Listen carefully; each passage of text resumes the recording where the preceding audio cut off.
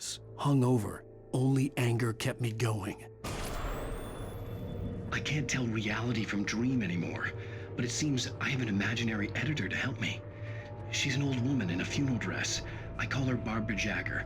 She's very strict. I'm writing faster and faster. My manuscript is being heavily revised. The edits are getting very aggressive, and each day there's less of me and more of her. I hate it, but I know she's right. She promises me I can save Alice this way. She knows more of this than I do. About the complex incantation I'm attempting. About this place. She's worked with another writer under similar circumstances, Thomas Zane. The genre of the story seems to be shifting. It's turning into a horror story. I'm getting close. I can feel it.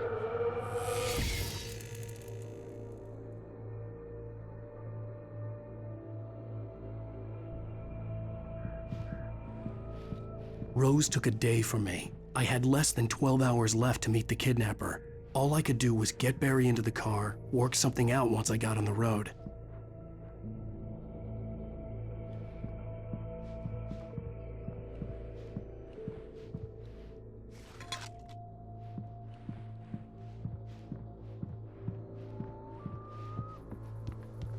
My gun and flashlight were gone.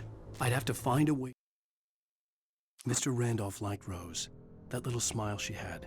How she was still sweet when life had tried so hard to make her bitter. It wasn't any of his business what she did in her trailer. But those strangers, the writer and his smart-ass sidekick, looked like trouble. And they'd been in there for hours, way past her normal bedtime. He reached for the phone and called the sheriff's station. To get Barry into the car as quickly as possible. There was no time to waste.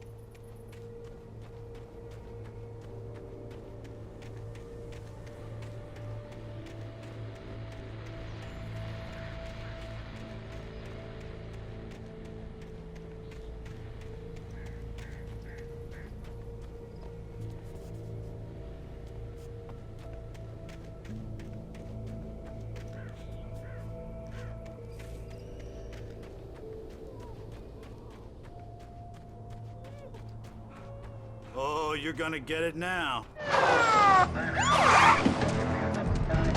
God knows what you've done to that poor girl. This is Agent Nightingale, FBI! Get him up, Hemingway! You're under arrest! You move a muscle, I'll unload right in your goddamn face! Stay right where you are, Triple A!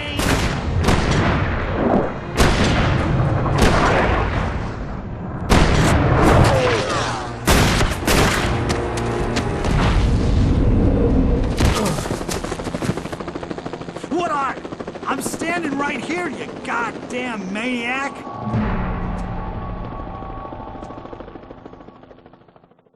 I hated to leave Barry behind, but there was no way I'd miss my appointment with the kidnapper. Give it up, Mr. Wake! Come on! Take it easy! Get away! Move it! Move it! Move it! Let him get away!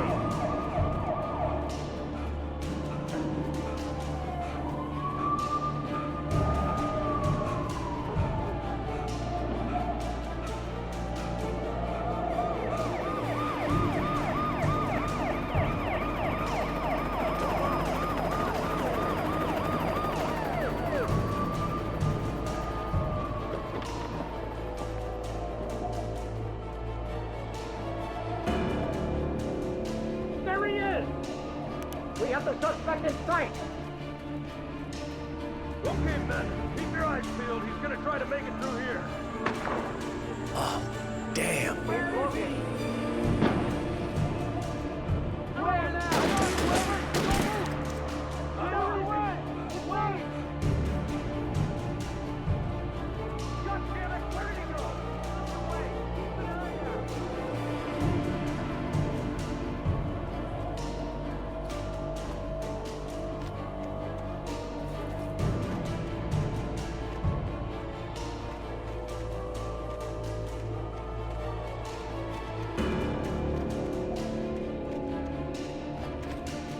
Gone! Come on, guys! We need to head him off! For decades, the darkness that wore Barbara Jagger's skin slept fitfully in the dark place that was its home and prison.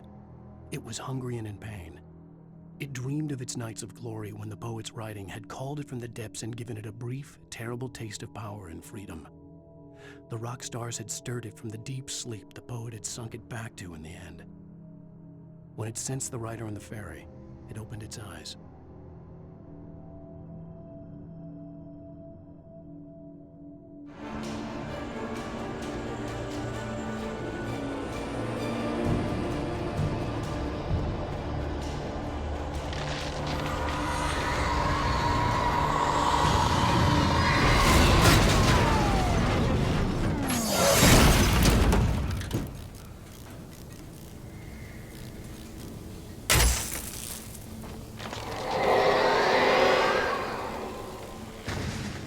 Come in, Agent Nightingale. This is Sheriff Breaker. Over. Nightingale, over. What on earth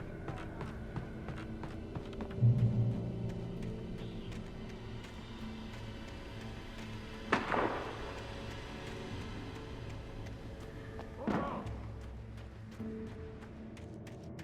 Search the area.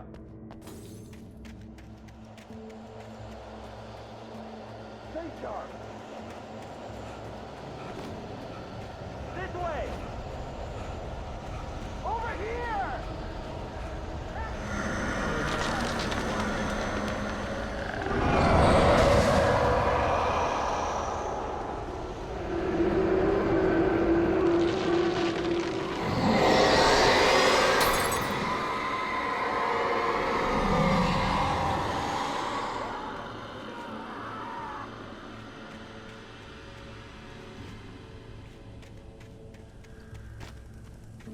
This horror was everywhere I went, circling me.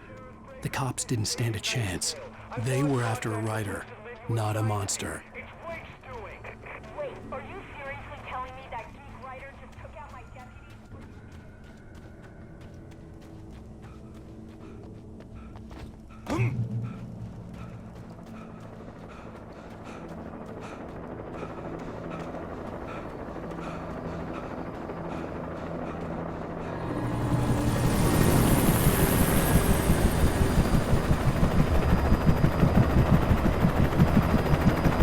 You on the ground.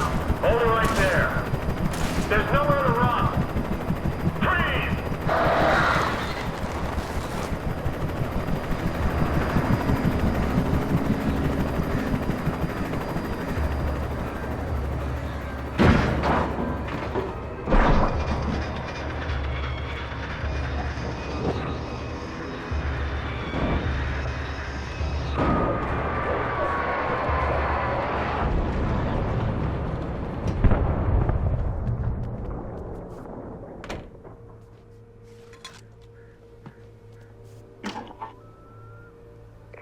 This is James. Mulligan, Thornton, come in. Over.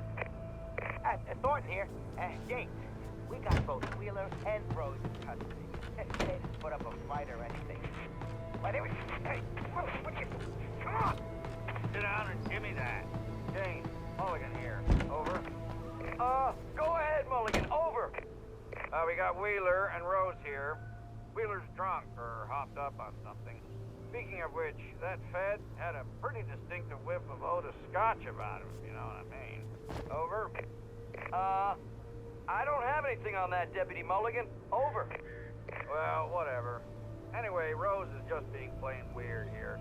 You better get Doc in to take a look at both. Over. Gotcha. You better get them here quickly. The, Fed's gonna want to interview Wheeler. Over. Oh, yeah, I'll bet it does. Looks like they have a lot in common. Mulligan out.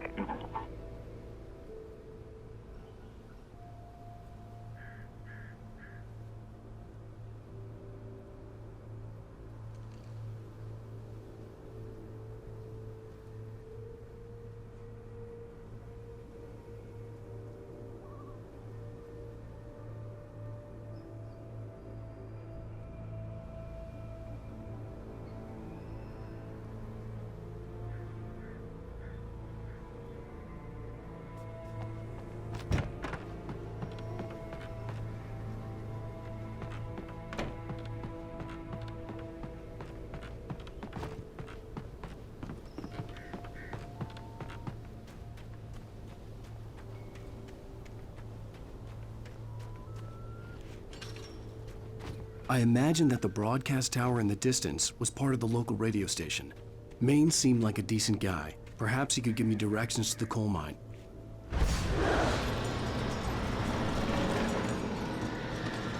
Unnatural shadows clung to the gate.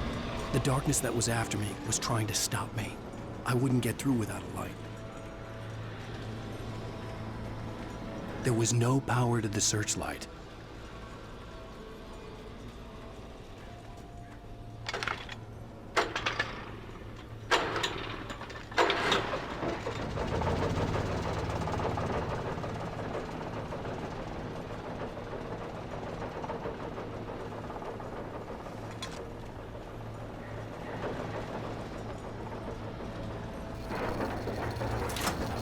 The old generator conked out. I'd have to see if I could fix it and try again.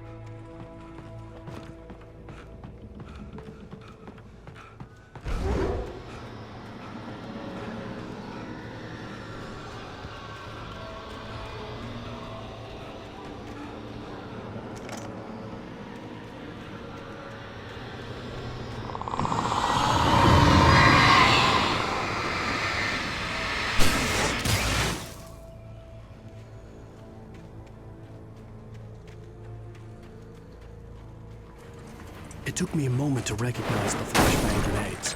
They were an ideal weapon for my situation. Team 1, come in. Over. Team 1, this is Sheriff Breaker. Report.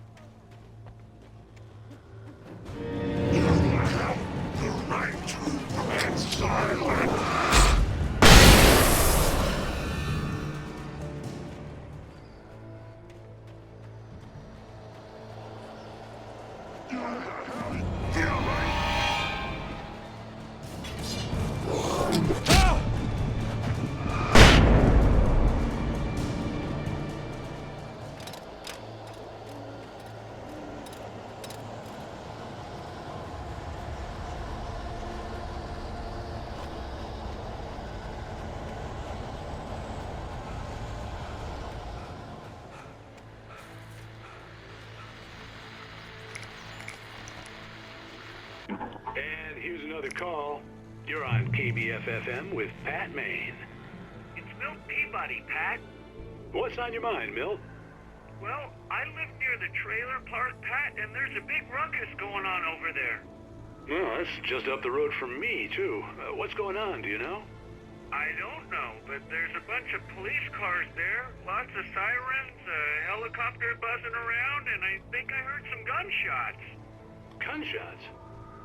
Yes, sir, like from a pistol. So can you find out what's going on? Because it's just next door and they're popping off guns there. They're still shooting? No, it was maybe 10, 15 minutes ago. It sounds serious, Pat. I'm telling you, it don't sound like no party. Well, I'm certainly going to give the station a call, Milt. Okay. You'll hear it here as soon as I hear from them. Okay, thanks.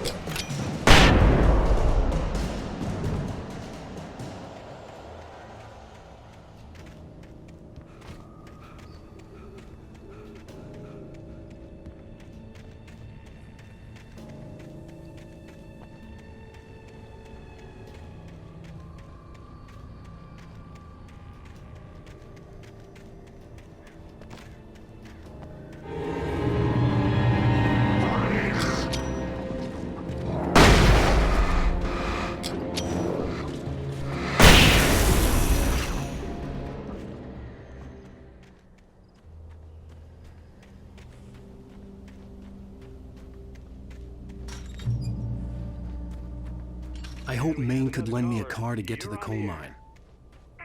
It's Lorna Miles. Oh, why, hello, Lorna. What do you have for us?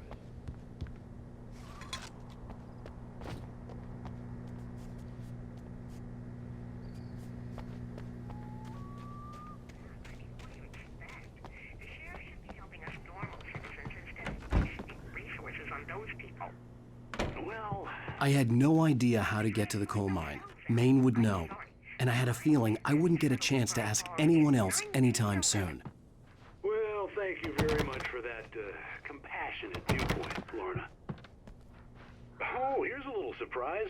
The famous writer Alan Wake just walked in. Folks, I'm going to see if I can talk him into an interview. Come on in, Mr. Wake. Oh, I'm so glad you could find the time to do this, Mr. Wake. Nowhere to run now, Dan Brown. You back away from me. Don't hurt her. Whoa, everyone calm down. Put the gun down. We're all friends here, right? Cool your jets, Nightingale. We got him. Judas Priest! What the hell's the matter with you? There's a civilian in there.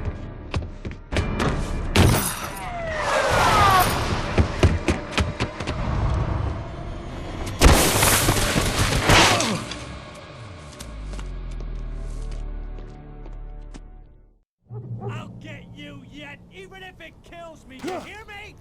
You hear me, H.P. Lovecraft? I had fallen off so many cliffs it was ridiculous. That's what you get for naming a book The Sudden Stop.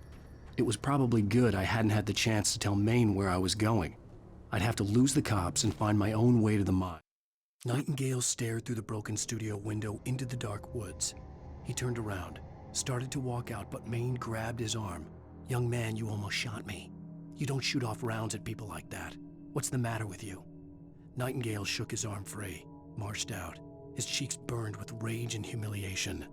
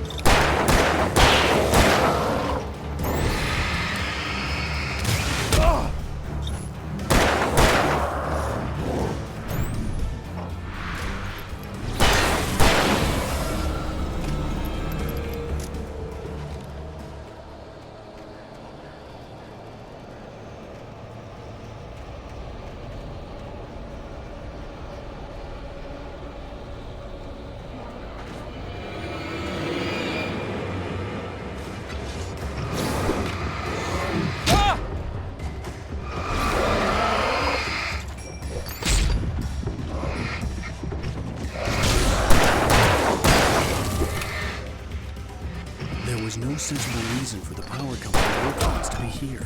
It was almost as if they'd been left for someone like me to use.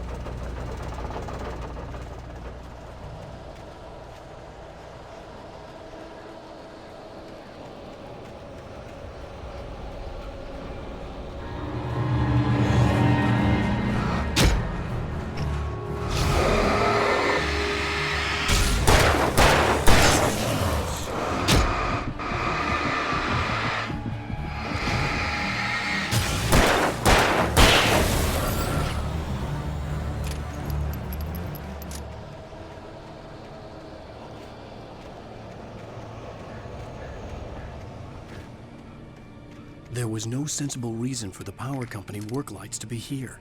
It was almost as if they'd been left for someone like me to use.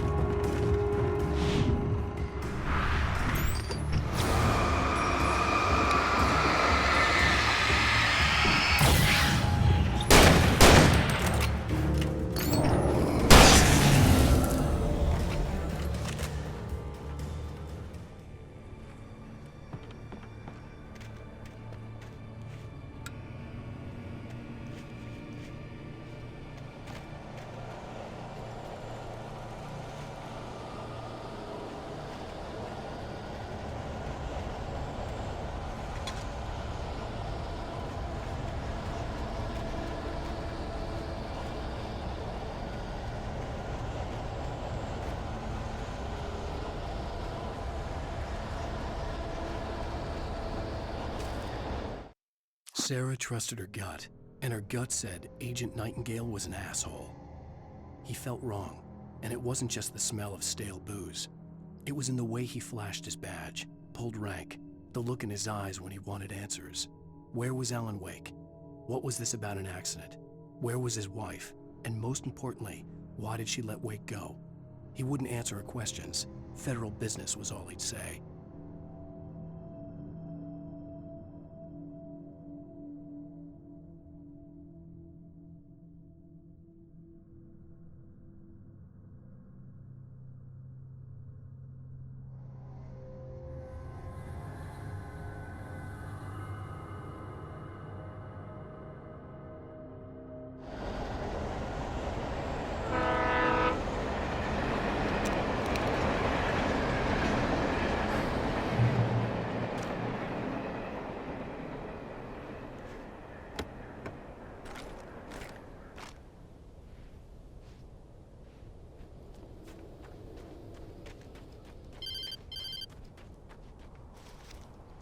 Hello?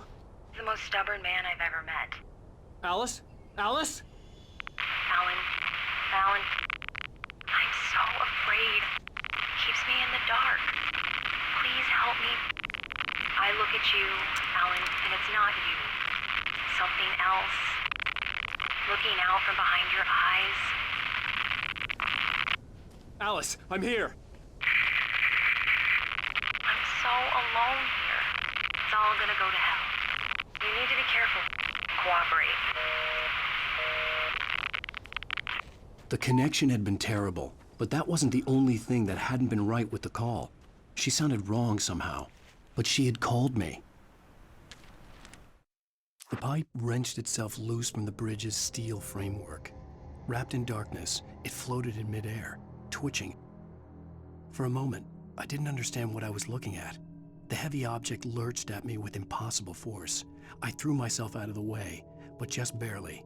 When I turned my flashlight on it, it shook in a dark rage before it flew at me again.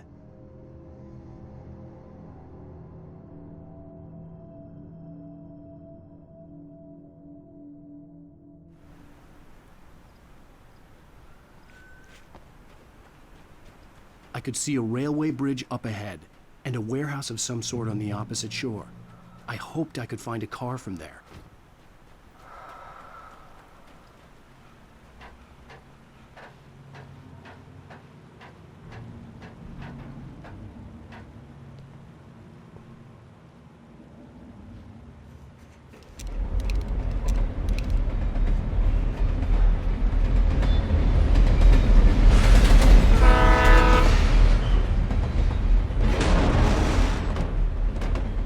The darkness that was pursuing me was growing stronger, and it was taking over everything in its path. What the hell?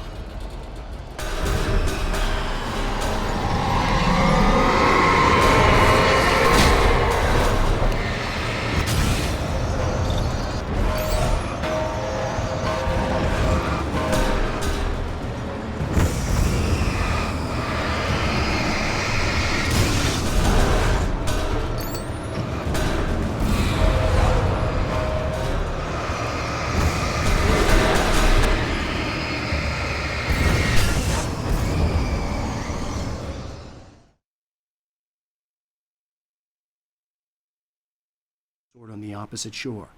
I hoped I could find a car from there.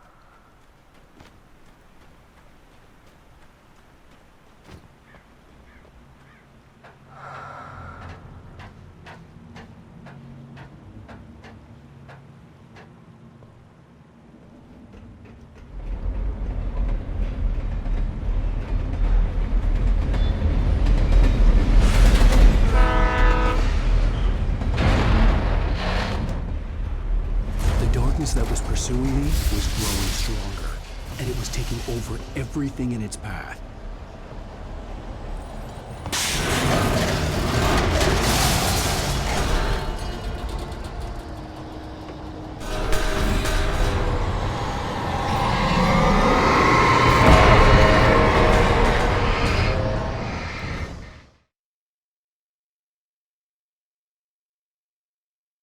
On the opposite shore. I hoped I could find a car from there.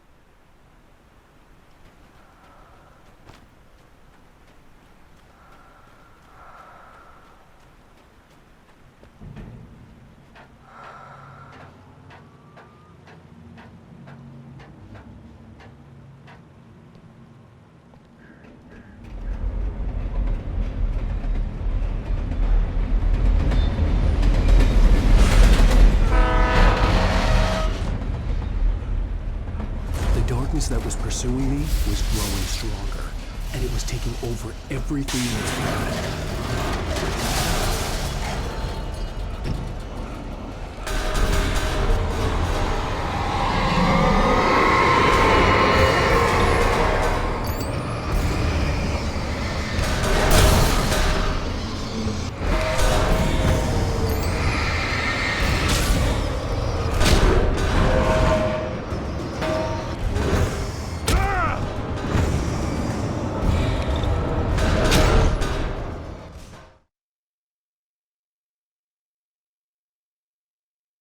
On the opposite shore.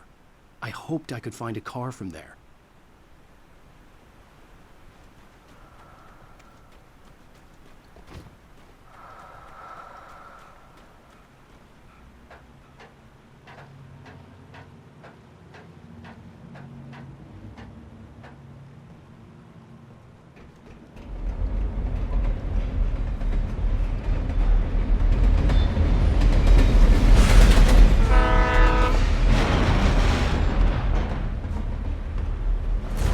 That was pursuing me was growing stronger, and it was taking over everything in its path.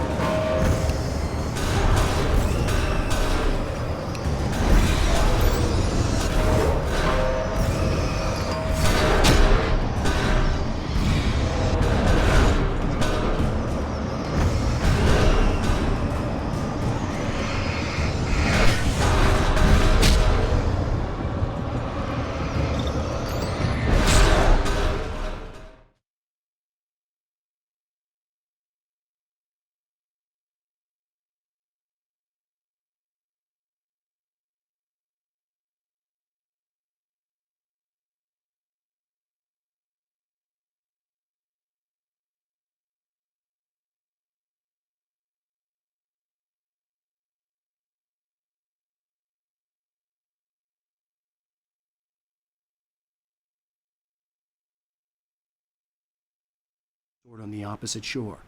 I hoped I could find a car from there.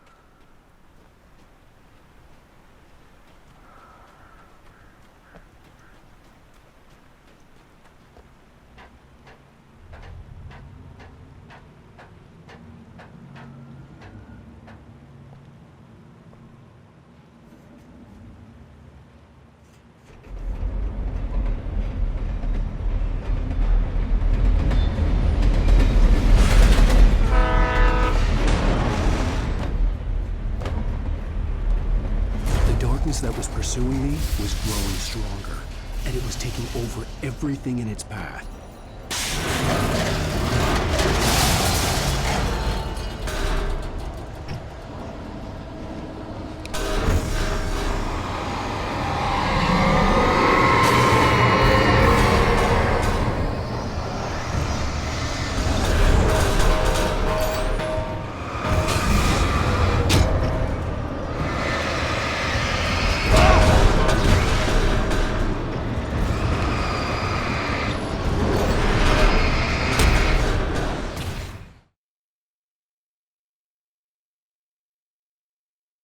On the opposite shore. I hoped I could find a car from there.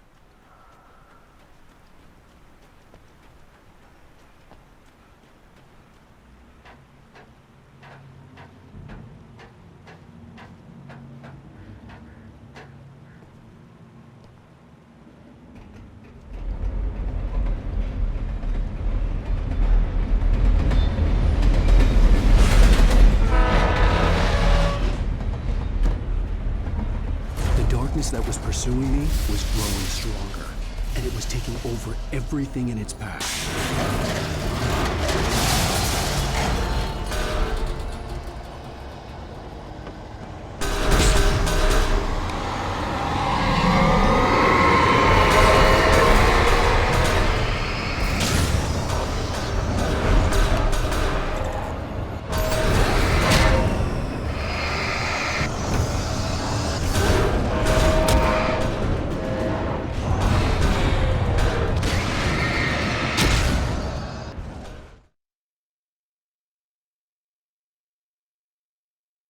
On the opposite shore. I hoped I could find a car from there.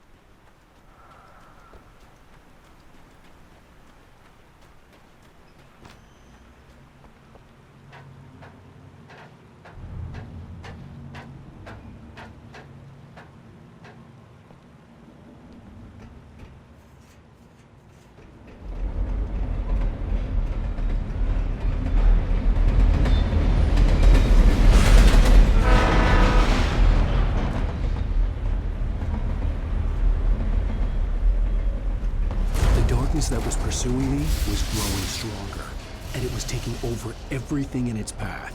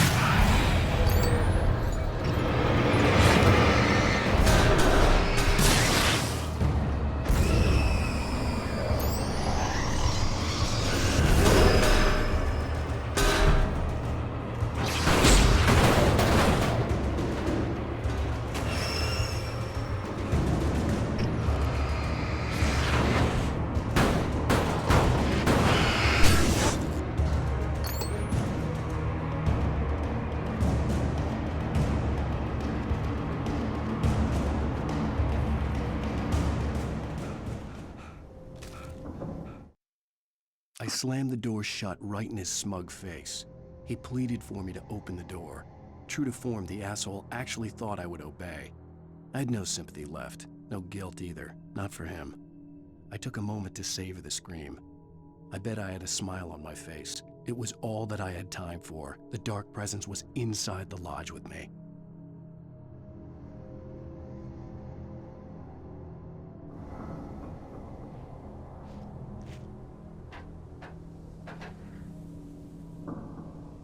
As a teenager, just starting to get interested in writing, Stephen King had been a source of inspiration to me.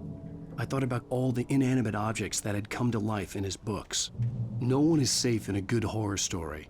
Certainly not the protagonist. That's what makes them fun. This was anything but. The darkness could possess anything, and it was getting closer.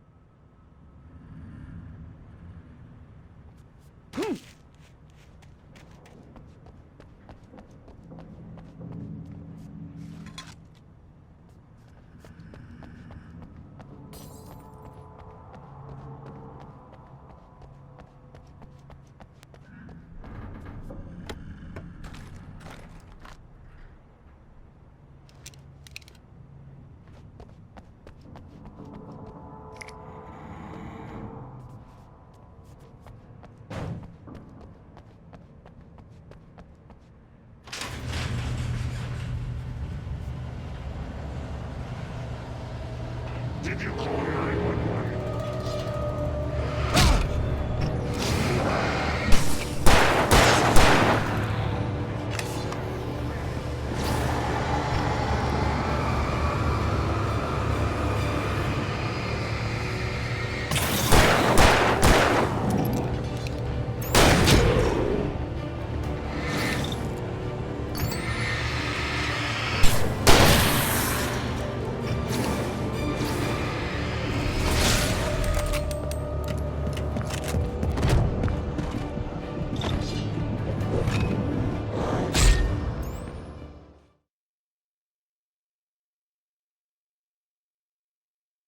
No one is safe in a good horror story. Certainly not the protagonist. That's what makes them fun. This was anything but. The darkness could possess anything, and it was getting closer.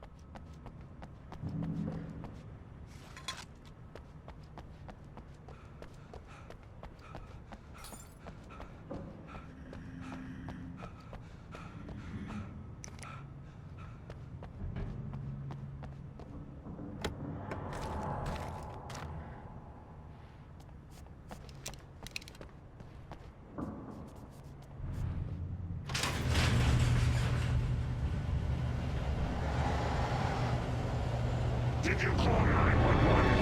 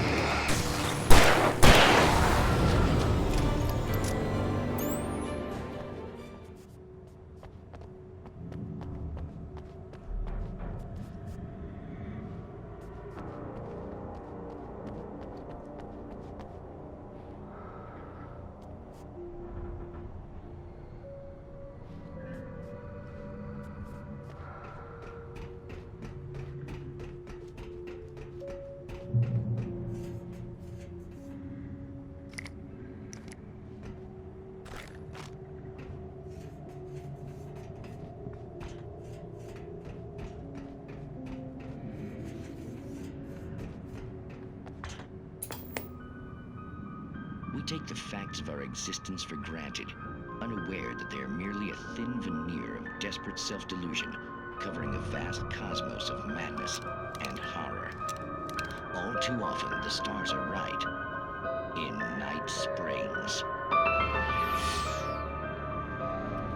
Tonight's episode, A Family Occasion. Journalist Alvin Derleth's trip to study the local customs of an insular community in Night Springs has been less than successful. Until tonight. Well, I'm glad you changed your minds about this. Ancient customs, local mythology. My editor loves this kind of stuff.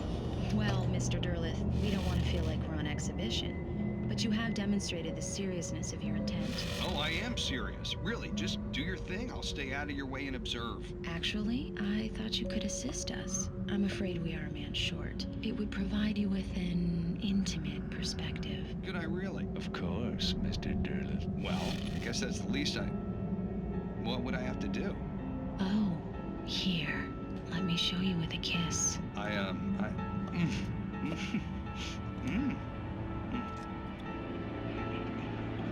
What did you...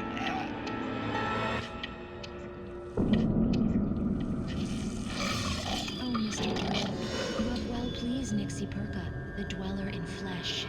Your body shall host his 1,000 young, and all shall be glory.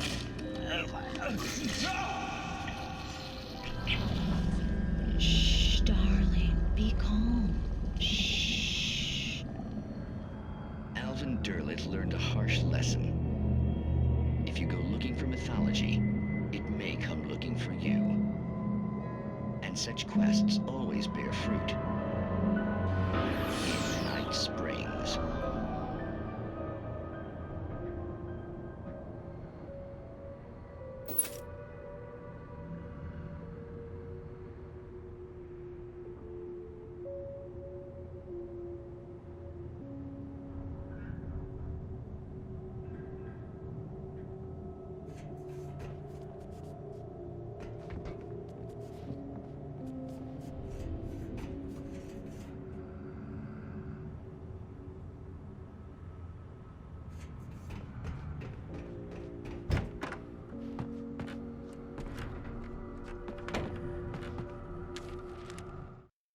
The darkness surged towards me, sucking everything loose from the ground into its depths, tugging at my clothes.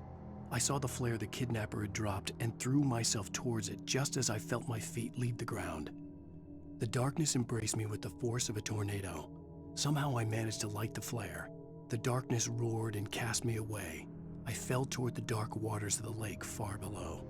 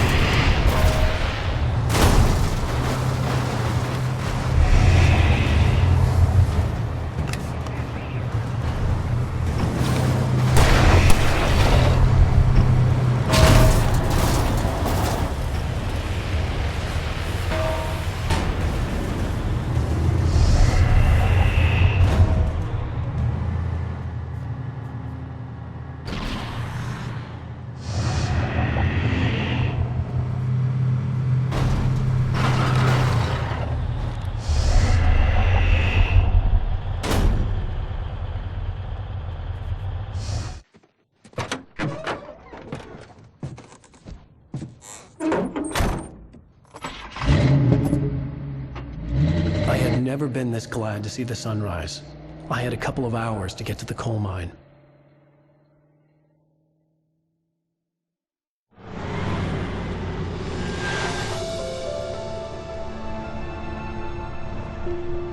The coal mine wasn't far now.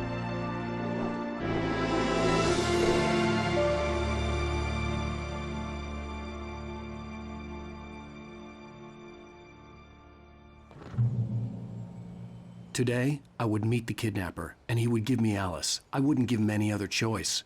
A drowning man will clutch at a straw.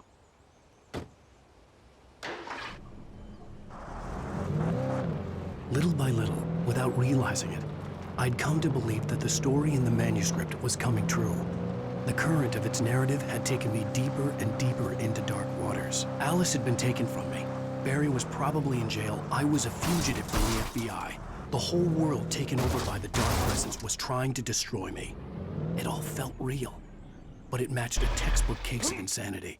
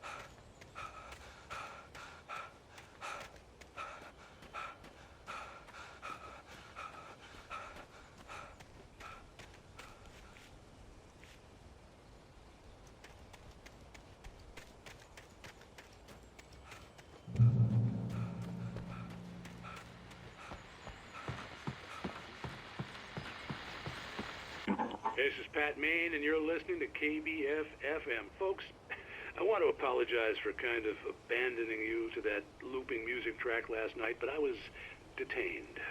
You see, I encountered a big-shot G-man with an itchy trigger finger who could use a lesson in manners and a boot in the ass. Not necessarily in that order, either.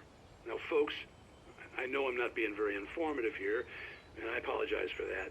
I really should just keep quiet, but I'm just so peeved right now, because some people just shouldn't be carrying badges. I'm just glad that our Sheriff Breaker was there to straighten things out. And if someone I met last night is listening, let me just say, I'm sorry if my mouth got you in trouble. I'm pretty sure you're not the bad guy here. Godspeed, son. I hope you know what you're doing. Now, on a lighter note, I'll be talking to Dr. Nelson all morning. But first, a little music.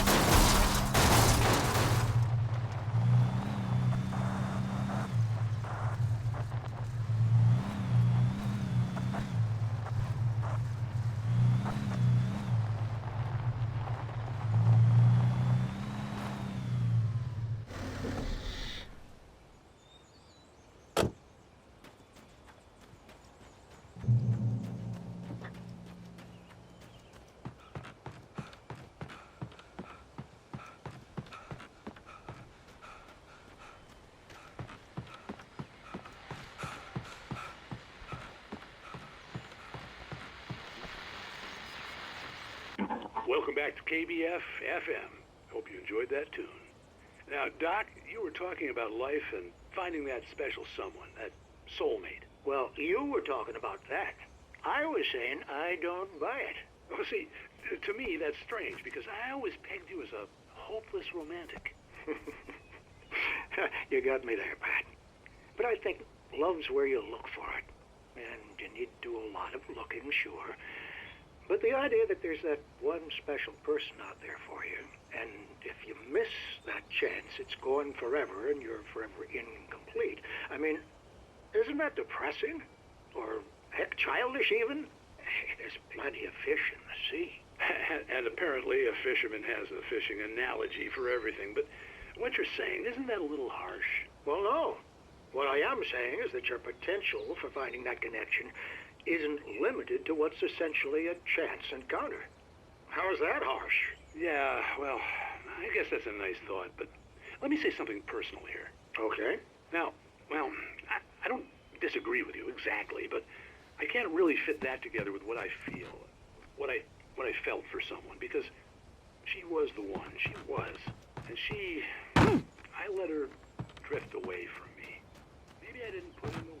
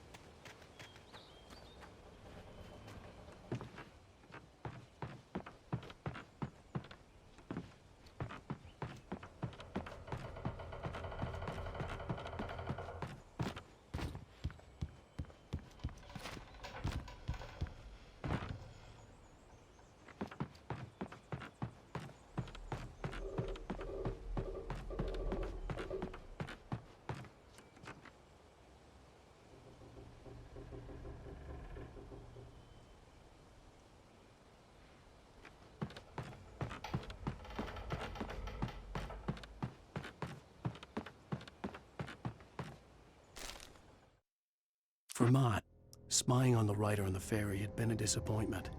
His boss had made Wake out to be something special, but Mott hadn't been impressed. He'd gotten a good long look at the wife, though, and he liked what he saw. Mott had fantasized about goading Wake into a fight, but it hadn't happened. Still, he'd get his chance to see if the writer had anything in him. He'd been promised as much.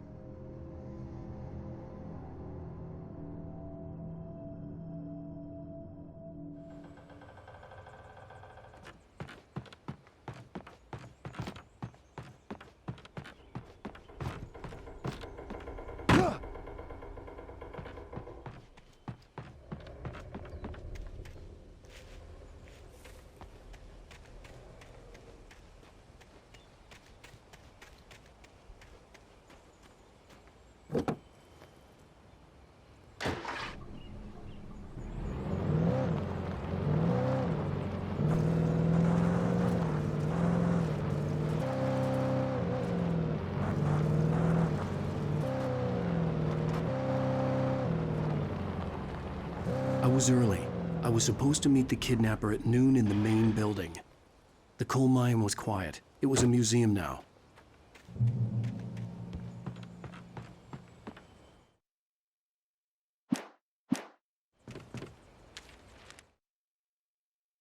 With Nightingale gone and the night wind blowing in through the broken studio window, Maine stared at Sarah. The sheriff looked away. Maine's voice shook with barely controlled anger. That boy's doing more drinking than thinking. I hope you know what you're doing, Sarah. He's got a sickness in his eyes. You take my word for it. He wants Wake for a reason, and it's not for anything good.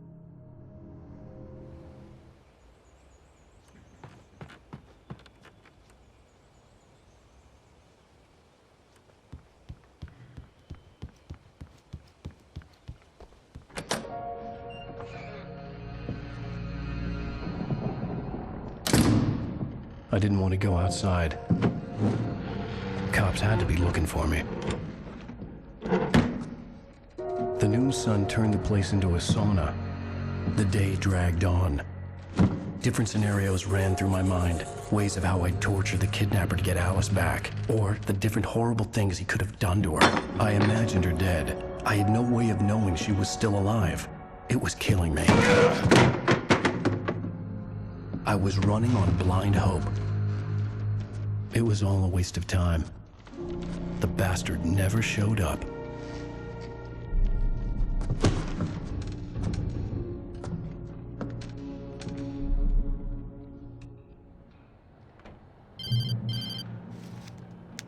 Wake! Where the hell are you? Change of plans. You know where Mirror Peak is? It's a big mountain north of where you are. You follow the path from the mine, you can't miss it. There's a lookout point there. I'll be waiting. I'm through being jerked around by You you. want to see your wife alive? Because if you do, you better watch what you say to me. Do we understand each other? I want to talk to Alice. Yeah, and I want the manuscript. Don't keep me waiting, Wake. Hello? Hello? Ah! I'm gonna kill him. I had to get to Mirror Peak.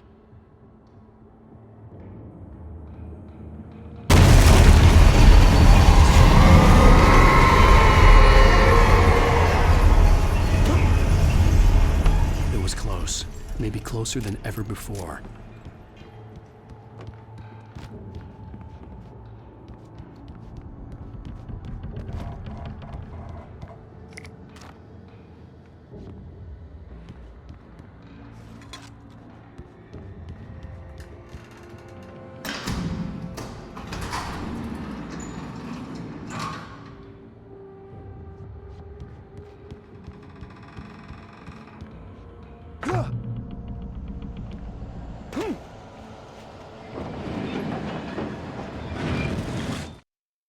When Thomas Zane fell for Barbara Jagger, it happened fast. She was young, vibrant, and beautiful, full of life. He had never been a very happy man, and without any seeming effort, she had changed all that. Zane felt good for the first time in his life. Everything she did was another piece of a jigsaw puzzle he hadn't even known he'd been missing. And best of all, she made the words flow, strong and sharp. She was his muse.